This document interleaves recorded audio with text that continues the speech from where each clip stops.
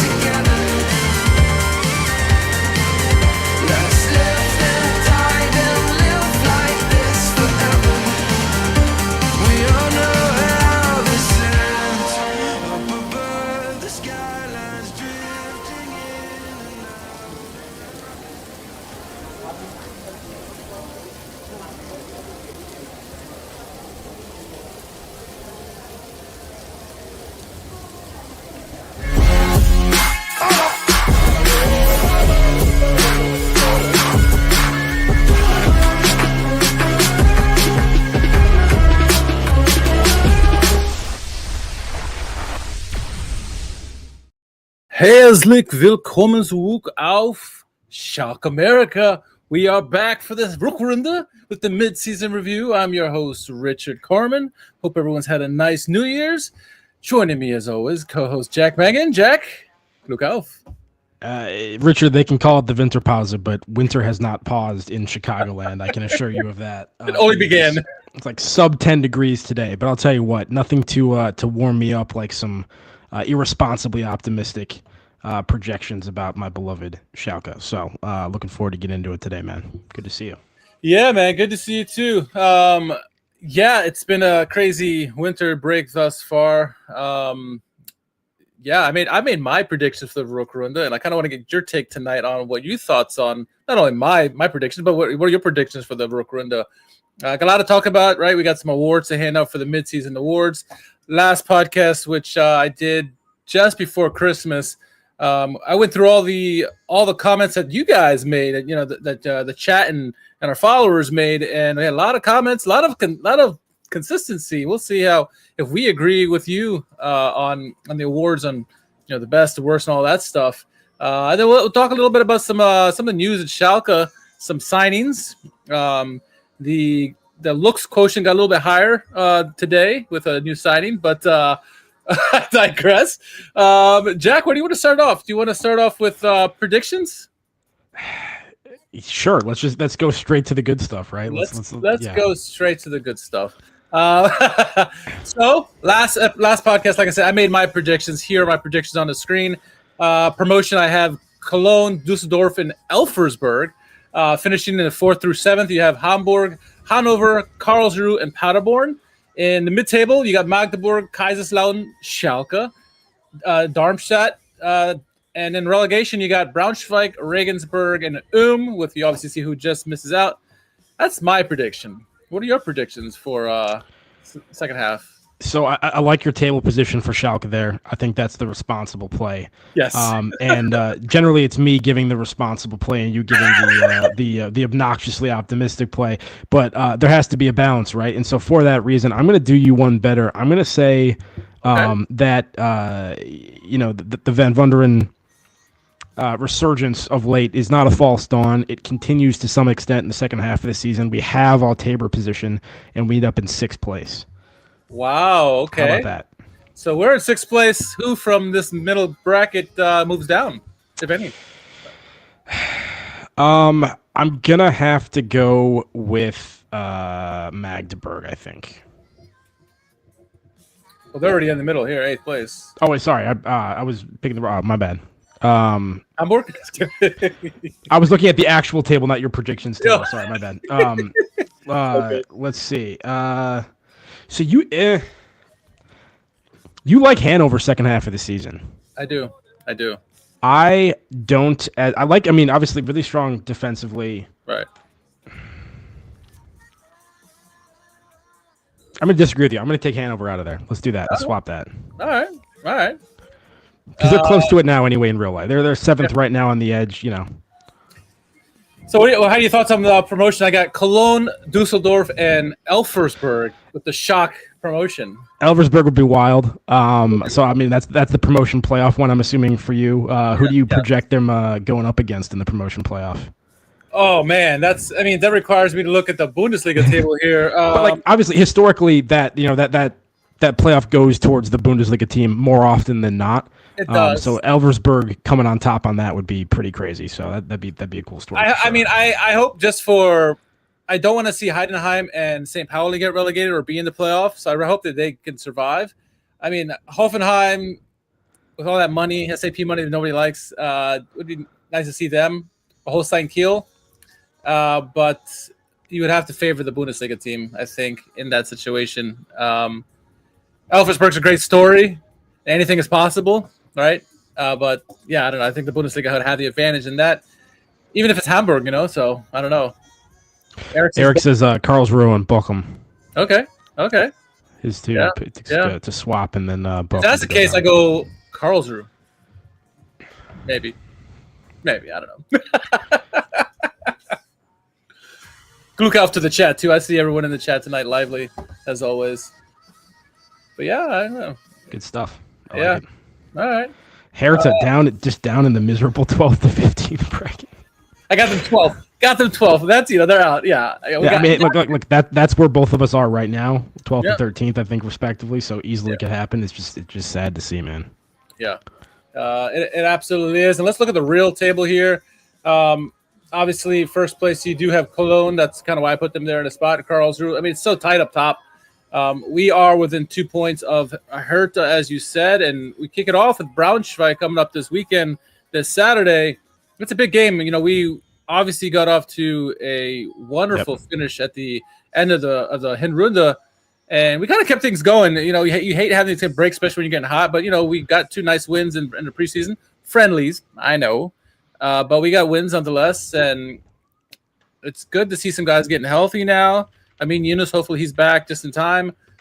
But yeah, it's going to be interesting. We need to kick things off well because I think, you know, to start the Rückrunde, it's not an easy slate for us. Obviously, we got Braunschweig, which is favorable for us, but then we got Nuremberg and Magdeburg. They're decently placed. They're all within, you know, mid-table range. Teams that we should stack up fairly well against. But then you got Cologne, Karlsruhe, which are, you know, obviously 2 teams at the top of the table. So we need to get things going quickly, I think, and hopefully keep up that mojo that we had in the first half of the season. Yeah, well, I mean, got off to a great start against Braunschweig to start off the campaign. Match day 1 was that like a 5-1 victory, something like that. Yeah, Scored a whole bunch of goals. Yeah. Match day 1. So if you're looking to keep the momentum going, you would hope that we're able to do that against a team that we beat up on pretty good last time, and is obviously not having a great campaign. Braunschweig still in the relegation spots, 17th at the moment. However, they have been bolstered by some Schalke talent, have they not, Mr. Carmen? One Lino Tempelman, right? He's going over there. That's right. After really not being involved much at all this campaign compared to last season. And then, of course, the Hoffman saga continues in goal. Yeah, I mean, it comes in kind of figuring to be the starting goalkeeper. Barely gets any playing time, and now, you know, just halfway through the season, he's on his way back to where he came from. With an option to make it permanent at the end of the season if they stay up. So seems like he's definitely on his way out, almost certainly permanently. So interesting stuff there. We'll see if that if any of those guys are straight into the Braunschweig lineup to and to by the way, Sebastian Polter is there as well. So, you know, it's more Schalke B team over there. Almost certainly a former Schalke player will score against Schalke in that game. Hopefully it's not Hoffman. That would be sad. But yeah, we'll see. Yeah, I mean, what are we gonna say? One player, 50% chance. 2 players, 100% chance. 100% chance. 3 players, goddamn, it's gonna be multiple goals. Yeah. Hoffman's gonna score. But I mean, like, yeah, like we started off the season well. Obviously, 5-1. We were all in like cloud 9 to start the season. Like, here we go. We're gonna kick things out with Geraerts, and then came back to life quickly against Nuremberg 3-1. And really, it's just up and down, mostly down, inconsistencies in the second half. I mean, we gave 3 goals to Nuremberg.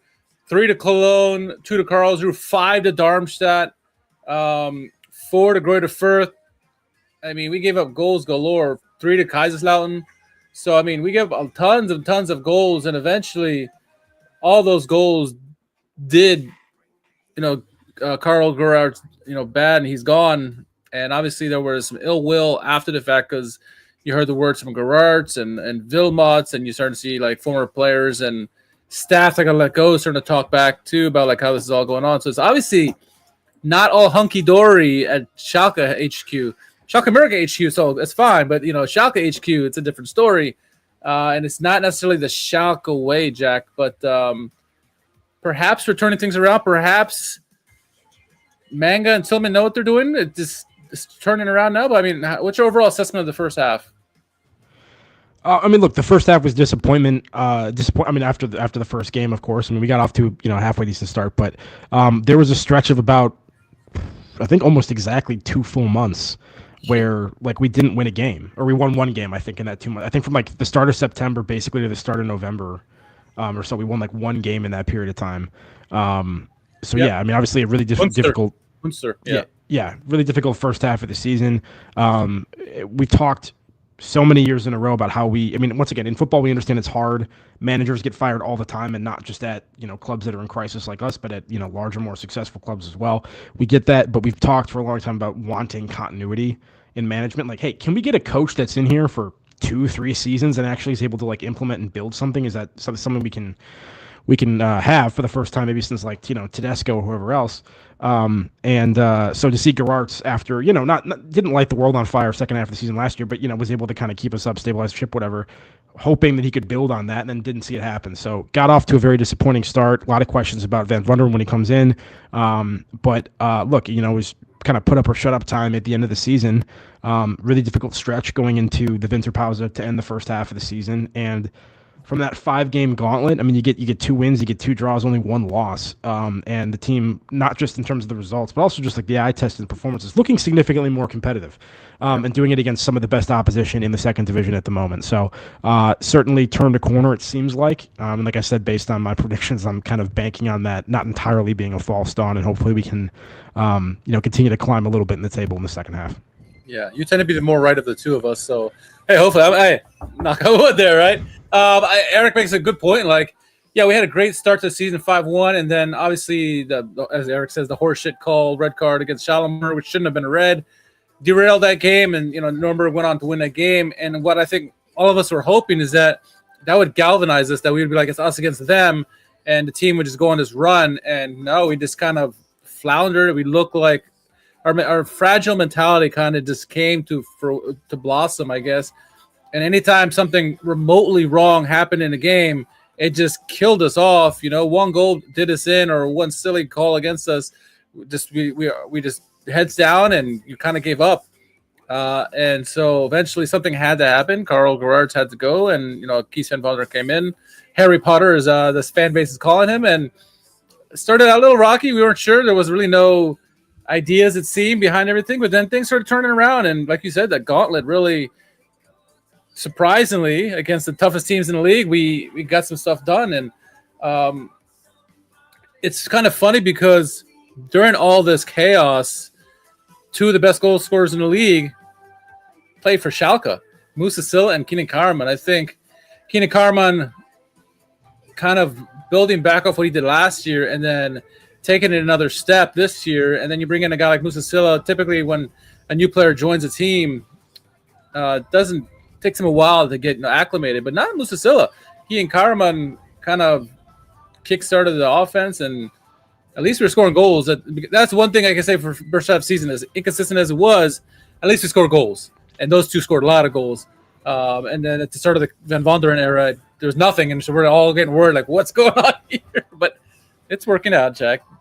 Patience, right? I guess patience.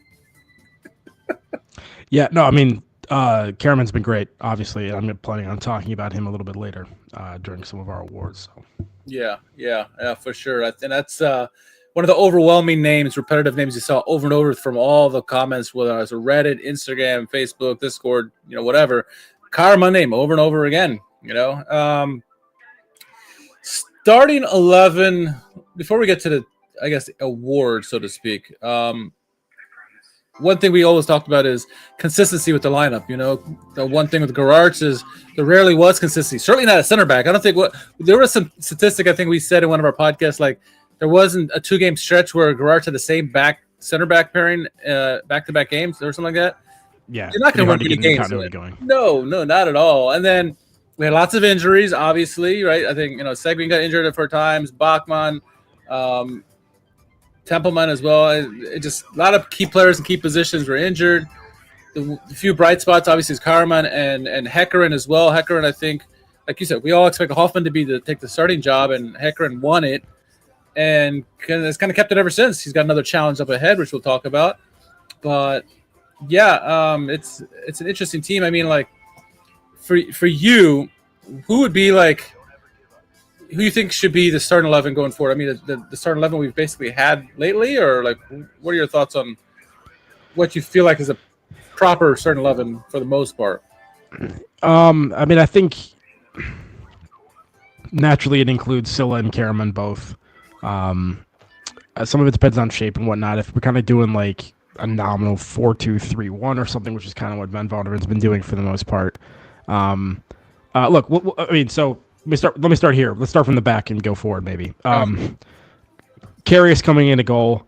Obviously, much greater pedigree, then Häkkinen, this is a guy that was, starting a Champions League final for a major club not so many years ago. That being said, he's, showing up on a free transfer midway through the season to Schalke for a reason, and that's that his career has obviously not gone the way that he would have liked. And really over the past 4 years, basically since COVID, he essentially hasn't played. He's played a couple matches here and there for Newcastle and various other clubs, but we're talking like a handful of games over the course of 4 years. So the guy's not match fit. He's not sharp. Does that mean that he can't walk into the team with his talent and ability and immediately perform at a great level for the second division? Not necessarily. Maybe he'll do that. But yeah, I don't necessarily anticipate him starting immediately, nor claiming the job. I think maybe he will right off the bat. Like I said, I think it'll probably take a couple weeks before they would give him that. Over Häkkinen, we'll see. Maybe they're waiting for Häkkinen to make a big mistake or something, although we've been down this path with Schalke a bunch of times. Anyway, I think it's a long-term gambit for Geraerts to revive his career. Maybe he hitches onto a resurgent Schalke. They get promoted. Suddenly he's playing for a major club in the top division again. That kind of a thing. Probably Merkin at left back, you would say. Any disagreement there? Bullet at right back, of course. Yeah. Like, you don't want it to be this, but probably Kaminsky at center back. At one of the two, like, you don't want it, but like, I don't know, man. It's got to be Kaminsky over Kalash. If it's between the two, it's Kaminsky and Current. And I think the friendlies have showed that too. Like, yeah, Kalash has not been great down the stretch, but you watch the last two friendlies against Arau and Zurich, and Kalash, when he made his appearances, he didn't look good. He still didn't look good. Kaminsky looked decent. So I'm with you. Yeah, I'm not like thrilled about it, but I think that's what it is. Yeah, and then, who do you have the other center back? Schallenberg? Yeah, I think it is Schallenberg. I mean, here's a fairly standard lineup. I think we would agree would be fairly standard. This is what we did against Paderborn.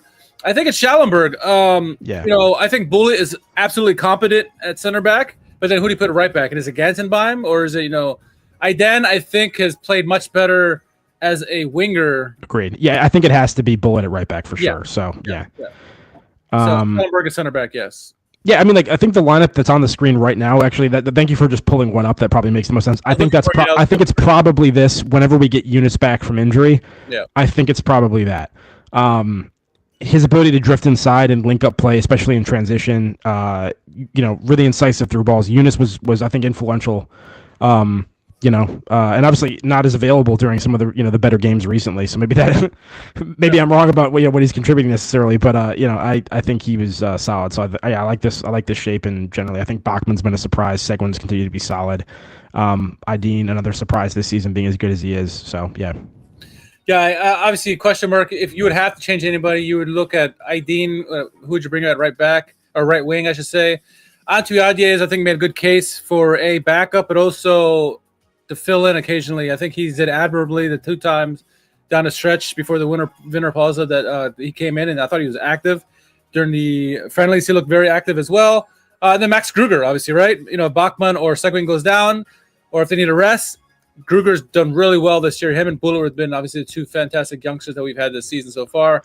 Hamach, still, man, I'm almost ready to be done with Hamach, and I was giving him the benefit of the doubt. I tried to give him the friendlies to see if he maybe can just show me something. And even against in the friendlies, he's wasn't non-existent in those games. Donkor, same thing.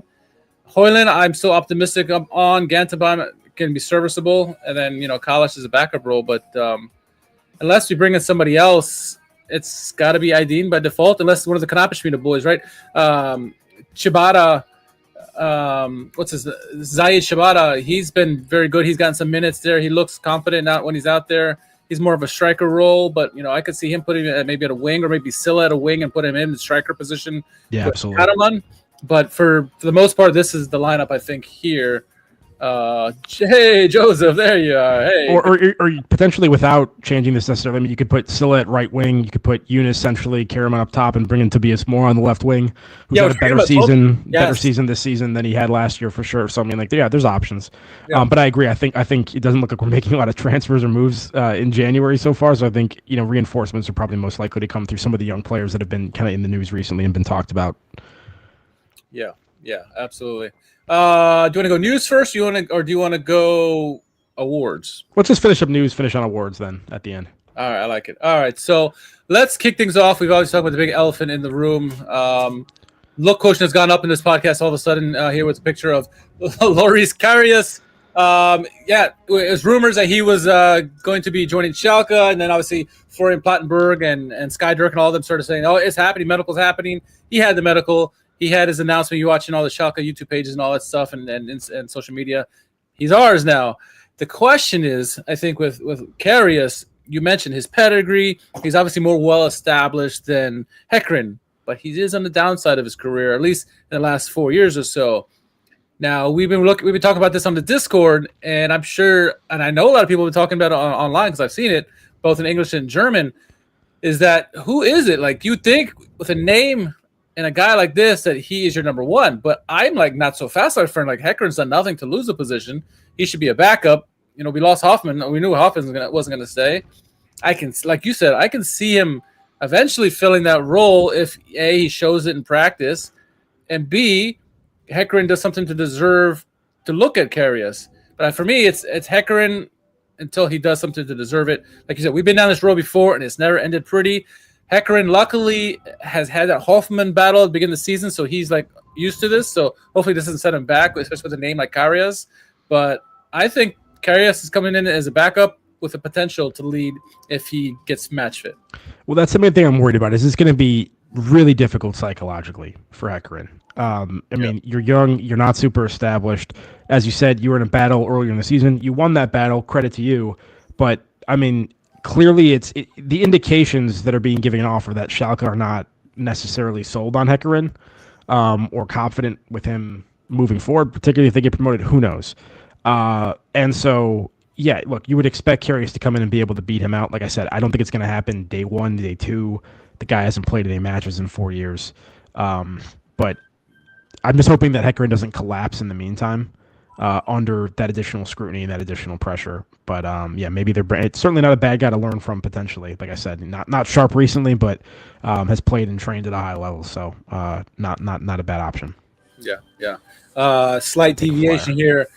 Jack, I'm very glad that you're back because the chat was beating me up last podcast because they're challenging me after a few drinks to say asynchronous name in German there. And I was like, leave me alone. Good to see you in the chat. But nonetheless, yeah, no, let's see what happens here. Karius has had some major goofs, as he said in the chat. And, yeah, let's see. Well, hopefully he does well. I think I'm surprised he knows German. I don't know why I'm surprised. He's a Scandinavian. He's close by. I don't know if he has some relation to Germany or something, or he just learned. Isn't he German? No, he's Danish, I think. Isn't he? I thought he was Danish. Oh, okay. I could be wrong. We've done our research here on Schalke America, clearly. We are the best of the best. We are the best English podcast. No, he's definitely German. He was born in Germany. Okay, all right. Yeah, I don't know. I always thought he was Danish. He's German. Okay, so that would explain why he speaks German so well. I was like, oh, impressed. I'm not as impressed anymore. But yeah, we'll see how that goes off there. So moving on. Mehmet Çenaiden, he says he wants to remain with the club and get promoted with Schalke. I don't think, obviously, when he went away to Trabzonspor or wherever he went to, Turkey, yeah, we hate seeing a player leave Schalke, especially one that that the fans love. Obviously, hashtag Frikatuchu is still a thing. He's doing really well in the Super League. Nice little season over in Turkey. We're watching you, Katuchu. We haven't forgotten. Frikatuchu, chat saying, yeah, he's German. But Aiden, yeah, I think we all, even if he's not having the greatest seasons, he's been a consistent player, I think. We all want to see him stay with the club, and we all want to get promoted, and we want him to come with us. We'd love to get Timo Becker back and some of these other guys, but I would be more than happy to keep Aiden for the rest of the season and through promotion, so. No, couldn't agree more. I was happy to see this quote come out. I mean, you wouldn't blame him after kind of being moved around and shipped out a lot about, and Schalke not really always being sold on him. Not unfairly, by the way. No. But yeah, you would understand if he was like, hey, I don't think my future's here. But look, he's established something of a foothold in the side of late, and obviously has a lot of history here and everything like that. And the fans do like him, or at least we do.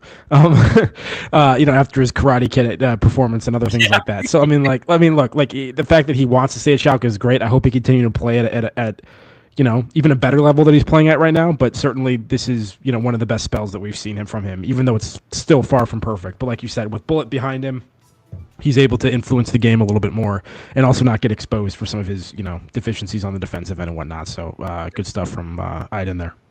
Absolutely. Kind of go back to the last point there about the goalkeeper battle. The one thing I think Van Heckeren, Van Vonderen said is he came out and told Heckeren, you're number one. We're not looking elsewhere.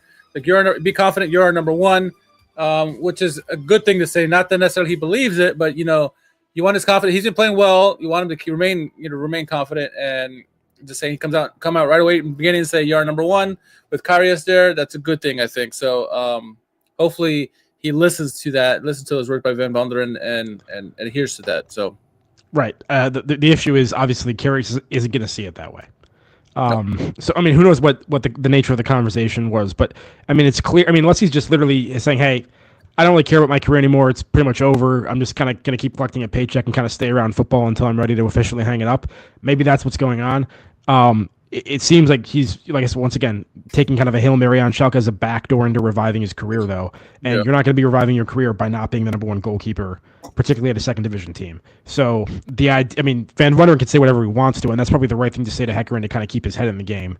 But I would be very surprised if this doesn't at least become an issue at some point before the end of the season. And that's a shame, because Schalke and their goalkeeper drama is always a bad thing. And usually when we see changes mid-season, we see a lot of instability creep in as well. At least that's been the trend historically over the past few seasons. We've also seen what the manager says and what the managers say are never aligned, it seems like. So maybe Ben Manga's like, you're number one, Lloris, and Van Vonderen saying what he wants, but ultimately it's Ben Manga who's going to decide, right? So we'll see how that shapes up. We'll have to keep a close eye on that. Steven Nude, the 19-year-old, who we just picked up this past offseason, he was getting shipped over to Altak on a loan for the remainder of the season. He just had a medical the other day, so he should be shipping out there very soon per Patrick Berger and Sky Dirk. Yeah, they texted Schalke. They said, send nudes. And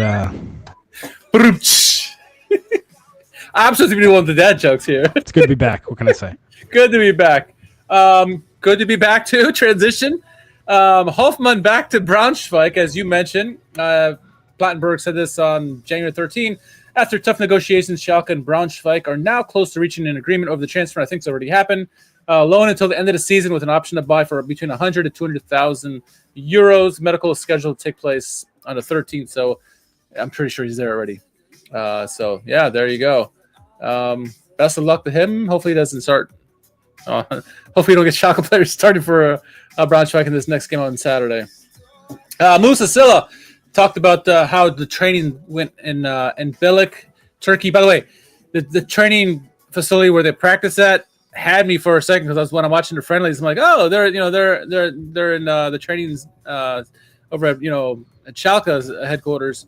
But no, it was in Turkey. You could tell because it had mountains in the background. Really beautiful. It was really nice setup over there. But and because a couple of folks had a stunning head of hair all of a sudden. yeah. You see Henning Matricia? No, I'm kidding. First of all, I gotta say that the turnout by Schalke supporters was amazing over there. That's another reason why I thought it was in Gelsenkirchen, because all the Schalke fans that were there, and it's not like Turkey's right next door. Bilik is a good distance away. I think it's 3,200 kilometers away. So it wasn't like it was a close hop, skip, and a jump over there. So shout out to the Nordkur for getting over there. Whoever went over there. So good to see. What does Ryan say? I believe I saw Hoffman can't play against us. Perfect. That's smart. I used to, you always get that clause you used to where you can't play against your parent club. And a lot of teams have changed from that, but I'm glad Schalke did that because it's never going to be good for us. Anyway, back to Musasela. He says, we've got the perfect setup here in Turkey. It's good to be back together in a training pitch. We're working hard as we prepare for what will hopefully be a successful second half of the season.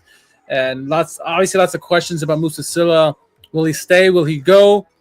I am one of the camp. Well, obviously, Musa Silva said all the right things. He said, I want to stay. I'm doing great at Schalke on my contracts here. That's all I care about. For me, I think it's silly for the club, not necessarily the player, but the club. You're starting to do well. You have two of the best goal scorers in the league. Why would you break that up? Why would you entertain anything? Unless the player is demanding it, and refuses to play for you, you keep him, and you keep him until the summertime. That's why, my friend. And I Cold think hard cash. yes, and like yes, you get some money for him, right? Hey, maybe you get 10 million euros for him. Okay, right? Let's hypothetically say that. What if he goes on to have a second half of the season that equals his first half of the season? You could easily double that number potentially, or at least another 5 million euros. It's more money in the summertime. So keep him, for heaven's sake, please. That's all I got to say about that. Yeah, I don't disagree. 100%. But Schalke are being smart about this, and they are looking for options just in case something were to tickle their fancy, I guess. Let's see. Bring Gatucci back. Hey. Bring him back. Hey. We can reprint all the shirts again. Schallenberg, again, saying more good things about the training camp as well. There were 2 friendlies. First, you had the game against Arau, a team we played in the summertime. We beat them, I think then it was a draw, 2-2 or 1-1, something like that. We won this time 3-1. We got goals from Antwi Adye, who looked good. Lastman looked really good in that game. And it's funny because after, I think, this game or the next game, he's like, I'm seeing a Schalke, I don't want to leave. And then he goes to Zurich. Shop window, baby. Shop window. And then the second game, we played Zurich, a team who is in the 6th position in the top of the Swiss league, Super League, whatever in Swiss. And we won 3-0. We had goals from Musa Silla early on and Kaminsky, 2 goals. I think that's nice to see. I think all season long, we've not been the early goal scorer. We've had to come back. 2 goals in the first 10 minutes of the game, and then Hoyland at the end of the game, 3-0. Good results there, I think, to kind of continue the momentum that we built at the end of the Hinrunde. Any thoughts? I'm not necessarily assuming you watch the games, but any thoughts on how the friendlies went? I know they're friendlies, but yeah, you know me. I never take too much stock in it, but I mean, you want to have better performances than not, and like you said, getting a solid result against the team in the Swiss League, not a bad result to get there. So, yeah, looking forward to seeing if this is, once again, going to be repeated going forward. Yeah. Derry John Merkin is a guy who we thought he may want to go because he was talking about playing with the Bundesliga again, but he stayed with us. We weren't sure how his mood was, but he says, hey, the mood in the dressing room is actually starting to improve. We're developing as a team overall. Atmosphere is nice, and it's been the best for him personally to stay at Schalke. That's nice to hear from Merkin, where, at least for me, I don't know about you, but for me, I wasn't sure where his head was at, and his performances kind of looked like that for the middle part of the season. Not fair. Most players on the team were, that middle part of the season, but he's turned it around, and it seems like his temperament is back in favor of, all Schalke at the moment, so I love it. Yeah, definitely. Still hasn't reached like some of the heights that we've necessarily seen from him at times, but he's doing all right this season, and fine. Toby Moore is back in training in Turkey, so hopefully have him back at the start of the Rückrunde. Same thing, Amin Yunus. I think both Toby Moore and Amin Yunus. I mean, that's our left hand side there. To start the season, that's not a player that most of us would say should start, and yet Geraerts went with him, and he benefited. He had that great goal against Braunschweig to lead the season. First goal of the year for us. First goal of the year, and he's kind of been really good. He's been pretty consistently good all season long, and then he got injured. Yunus comes in, and Yunus kind of stepped up, and he's kind of taking that flank. So our left flank's been with him and Merkin. Those two and Merkin, it's been nice for us, and so I hope both those guys get back because we need all the help we can get. Obviously, the right side is starting to get better with Bullet and Aiden, but we need that left. The left side's really been the focal point for us outside of Karaman and Musa Silla. So, hopefully he's back healthy. I don't remember do you remember what the injury was? For Moore? Yeah. No, I don't off that, man. I can try to find it real quick. I don't remember either. Talking about it. Yeah. While you're looking that up, a former Schalke player and a favorite of all of ours, Leroy Sané. Got his 29th birthday here the other day, and then I think he got a goal today in his game there. But good for him. And then the last thing is again more of the Hoffman thing. So yeah. Toby, I think, was a hammy. Okay. And Yunus was an ankle, knee. That's right. He had surgery on it, right? That's right. Yeah. Okay. Cool. All right. Right on. All right. So awards time, I guess, huh? So kind of recap what we talked about, what awards we put out there for everyone to talk about, and then obviously us. So we asked, what are your thoughts on the Hinrunde? What are our thoughts on the Hinrunde? We asked, who's the MVP the first half of the season? Who's the best new signing? Who's the most disappointing player? Most surprising moment? Goal of the season? And your second half prediction, which you kind of already said, but if you want to add to that, you may. I can tell you what, there was a consensus among our followers, which we can do at the end or now, whichever. But what are your thoughts? For player of the season so far, first half, start there. Yes. For me, it's Karaman. Okay. Look, last year we obviously weren't high on him coming into the season. I think there was good reason why, and that's because, prior to last season, he had never scored double-digit goals in a season. And then he did, and had eight assists to go along with that as well. Some talk about whether or not he was going to stay at Schalke in the offseason. So I think some of us were kind of like, hey, he did better than expected last year, but we're not, super high on him overall, and it sounds like he's not super committed, so whatever. But he's stayed. He's continued to be a leader, and has kind of carved out a really important role in the squad, obviously. And first half of the season, he's got 10 goals. He's already in double digits. You can talk about Musasilla being, your big money signing that you bring in to do that. I don't think anyone's expecting Karaman to be double digits at this point. And the other thing too is he's doing 10 goals on like 5-something XG.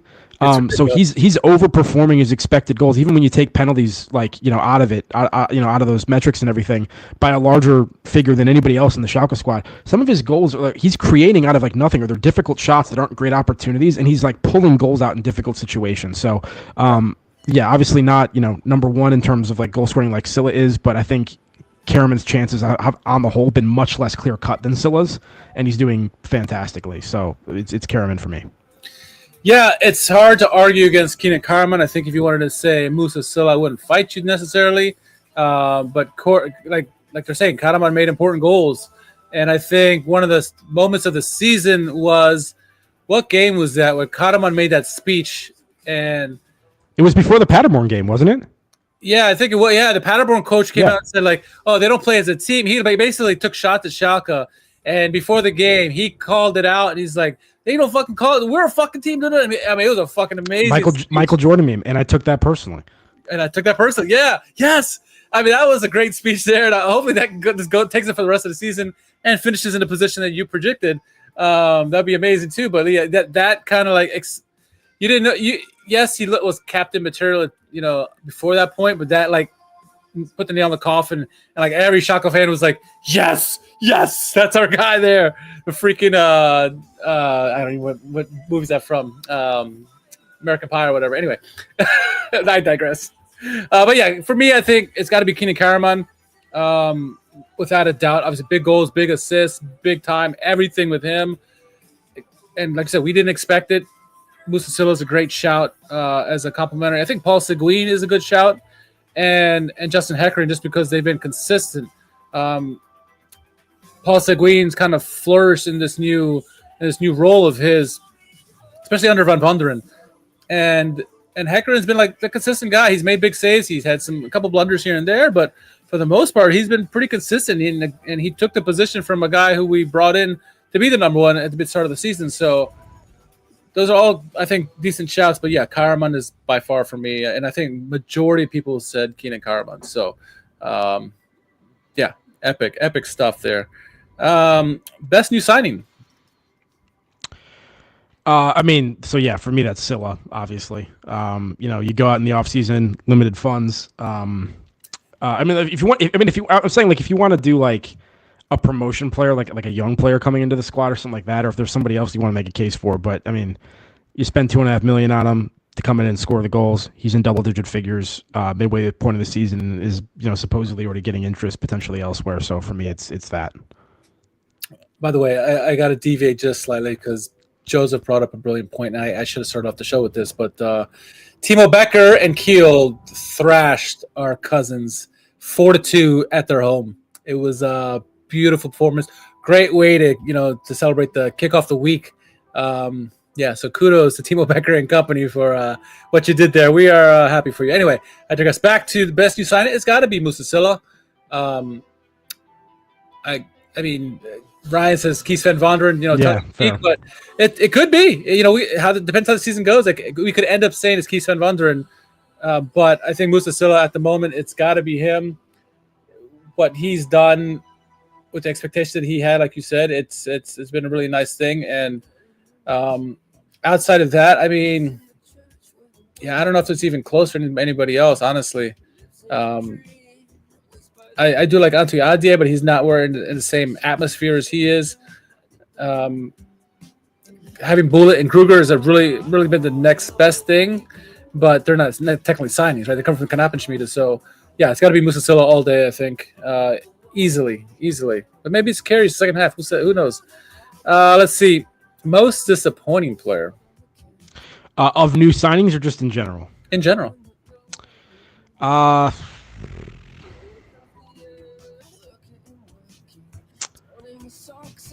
mean, I think there's a shout for Hoffman, obviously, just because we expect him to be the starting goalkeeper, and he never played and is already out. If it's not a new signing, I think Lasma's up there. Like, just a guy that could never put it together for us, whatever. Still only like 26, like right in the middle of his career, not going elsewhere. But like, I think that was disappointing that he was never able to get any real traction. You could say Kalish as well. Who do you have?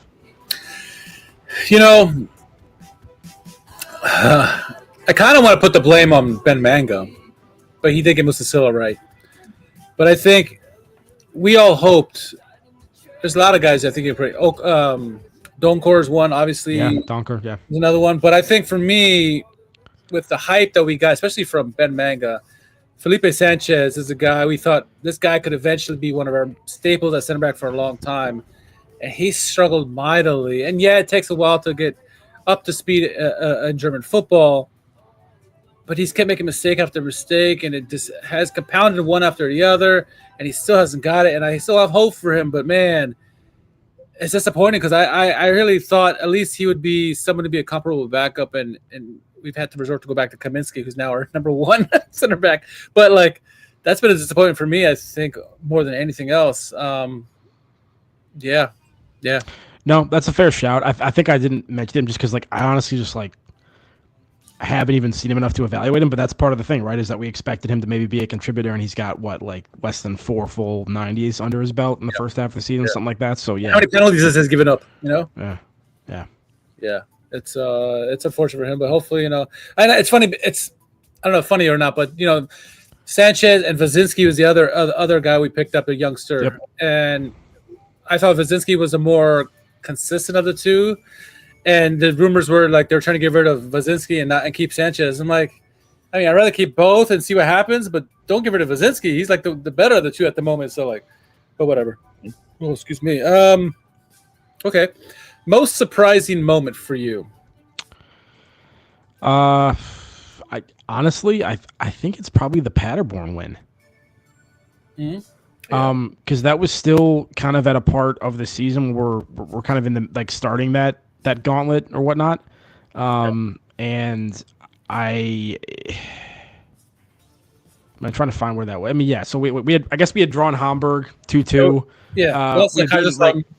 We had beaten Regensburg, but like we hadn't had basically like we had beaten Proben Munster, right? Like early in like midway through the season, and then beat Regensburg, who at like the bottom of the table. So for us, going on the road at Paderborn, who they're in 6th place now, but at the time they were league leaders, Paderborn as well. Going in there and then getting that 4-2, the big speech from Karaman, that was surprising that we got that result, and it obviously helped us, push through the rest of that end of the first half. It seems how many top place teams have we beaten already? Like two or three. We're going to play a lot more first place teams because it's so tight up there. But that is up there. Man, I think.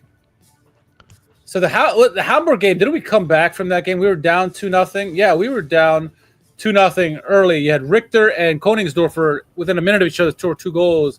And I was like, geez, here we go, And then you get 2 goals in the second half by Yunus and Keenan Karaman.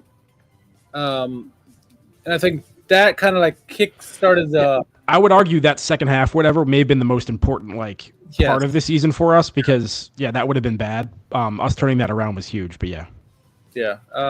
So the chat saying, it said Hopi did Jermaine Jones on Grosskreutz. I love it. Ryan says maybe that combined with the Elfersberg win, I mean, that was like the statement there. Like, yes, we are legit. We were, those weren't luck. Those other games. The 4-2 at Paderborn. Ryan's agreeing with you there. Paderborn and Paderborn. Keep saying Paderborn losing 5-3 after leading. Yeah, so that's another thing. That's if you look at most disappointing moment. Was that Darmstadt? Who was that again? Yeah, that kind of sealed Geraerts' fate. Up 3-0 at halftime, and we pulled our cousins and lose 5-3. We lost that game 5-3. And what other players? Who it wasn't Zivzavazi? Who's their star goal scorer? I think he had a hat trick in that game. I mean, like. That was embarrassing. So those are two spectrums there, I think, from most surprising moments, I guess. So, all right, goal of the season. There's a few out there. There's obviously one that everyone keeps talking about, but what are your thoughts? So I actually feel least confident answering this one just because the number of games I've missed and stuff, and I also didn't go back and watch through all the goals that are available, at least on YouTube highlights and that kind of stuff. So for me, I got a couple. I mean, honestly, I think Tobias Moore's one to start off the season deserves a shout, just for that, tone setting and whatever else. And it was a nice chip from a distance. I think going back to the Paderborn match, I think Keenan Karaman's goal in that Paderborn match, left-hand side, makes a guy fall over deep in the box and then beats the keeper. Yeah. Kind of like one of those goals where like you think he should have passed, and I'm like, he's like running himself into a spot where like he's ruining whatever viability there is of scoring a goal and creating a chance off of this move, and then he just puts one away. Just kind of like the definition of some of these like Karaman half chances. That's another one. Karaman, I think didn't he also have a screamer against Hamburg, edge of the box, kind of top corner? Was that part of the Hamburg comeback? Yeah, I think so. He had he had a nice hit like top corner. Probably one of those for me. What do you have? All right, so obviously Toby Moore with his banger in the first game of the season, like no one expected that, I think. And that was up there, but I think what Keenan Karaman did in the Elfersberg match, he pulled out a messy move that I did not expect. Right? I didn't expect the shot from Toby Moore. That was a wonderful thing. It was a volley, but I think what Karaman did against, I'm not going to show the video, but the first goal of the game against Elfersberg, he literally goes through like four guys acting like Messi, doing moves like, where the hell did you learn that from? It's kind of like Bulter a couple of years ago, and then scores a goal past the keeper, and it's like, what the hell did we just see there?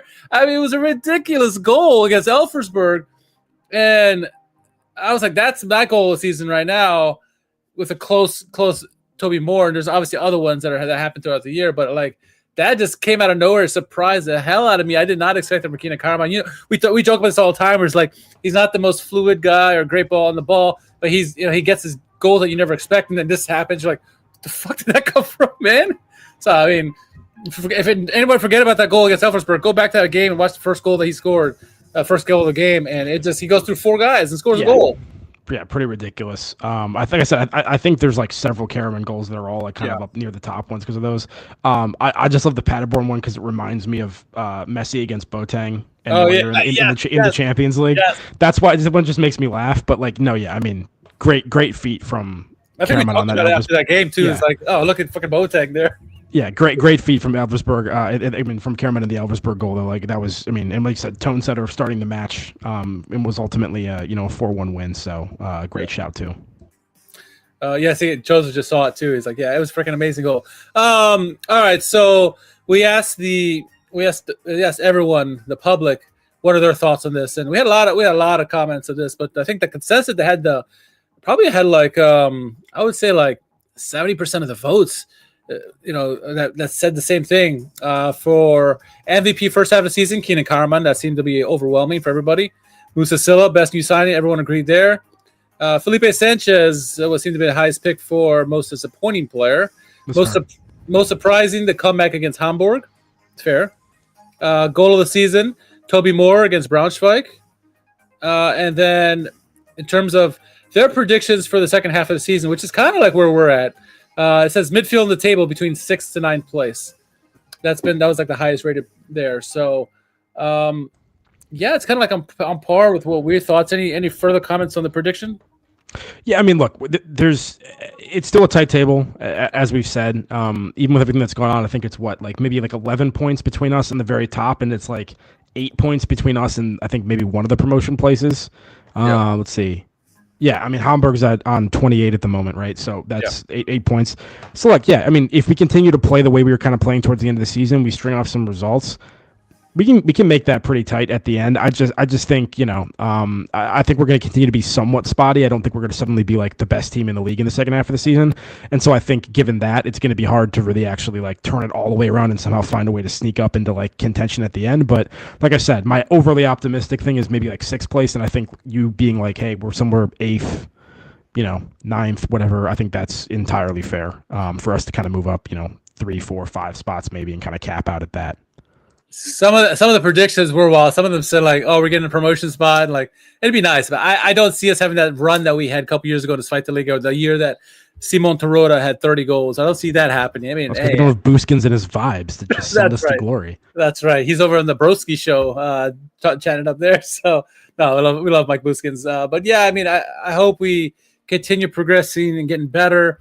And if we can get closer in points wise to the promotion spots, great. I think that'd be a win just for how the year went. But I'm gonna say like mid-table and be very, very conservative for once, and hope it's not any worse than that. So, champions of Europe. There you go. All right, that's all I have, I guess. Anything else you got? No, man. Just looking forward to getting back into it, and great to be with you again once again. And thanks to everyone in the chat for immediately joining after our winter slumber here and hanging out with us. Appreciate it. I heard Jack was going to be back. Like, boom, let's get on here, huh? So the game is this Saturday against Braunschweig. Game is an early game, if I remember. Yeah, it says 7 o'clock in the morning, my time, 6 o'clock Chicagoland time. And it's 12 o'clock or 1 o'clock in Europe, Germany. So we'll see. It's going to be an interesting game there. Yeah, I just hope we keep building and get a win. That's my hope. Same here. Not on ESPN Plus, so we got to watch it. It's gonna be one of those like 6:30 a.m. find a broken stream kind of weekend mornings. Unfortunately for us. Jump on the Discord. We'll try to all share links that we can use our VPNs on. Right. Oh man. Oh yeah. I didn't make this comment at the beginning of the podcast. I meant to, and probably some of you already heard us already, but there will be a slight change to our Twitch format. Everything else is going to be normal, right? Podcast, YouTube, all that stuff. But I am going to be combining, for those who don't know, I have 2 podcasts. I got this podcast and the Serie A podcast. I'm going to be adding the Serie A podcast to our Schalke America page on Twitch.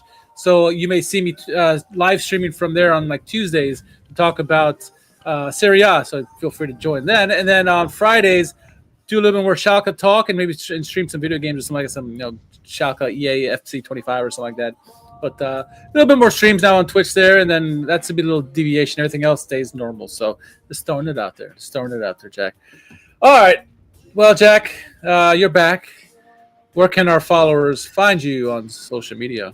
At JMMangan, JMMANGAN on Twitter. Like I never left. Like you never left. You can find me at form.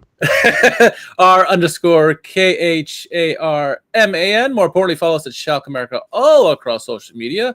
Yeah, next game is this Saturday, and hopefully we have a good Monday podcast lined up. But either way, we'll be around. Again, look for the stream Friday night. Actually, Friday day. I'm off Friday, so I'm going to stream during the day, actually. And then look for recaps after the game, and then we'll be back with the podcast Monday. But we'll stay tuned. Stay tuned for that. All right, full for Jack for the chat. You guys were awesome tonight. Thank you once again, and we'll catch you guys very, very soon. Enjoy the game. Look out.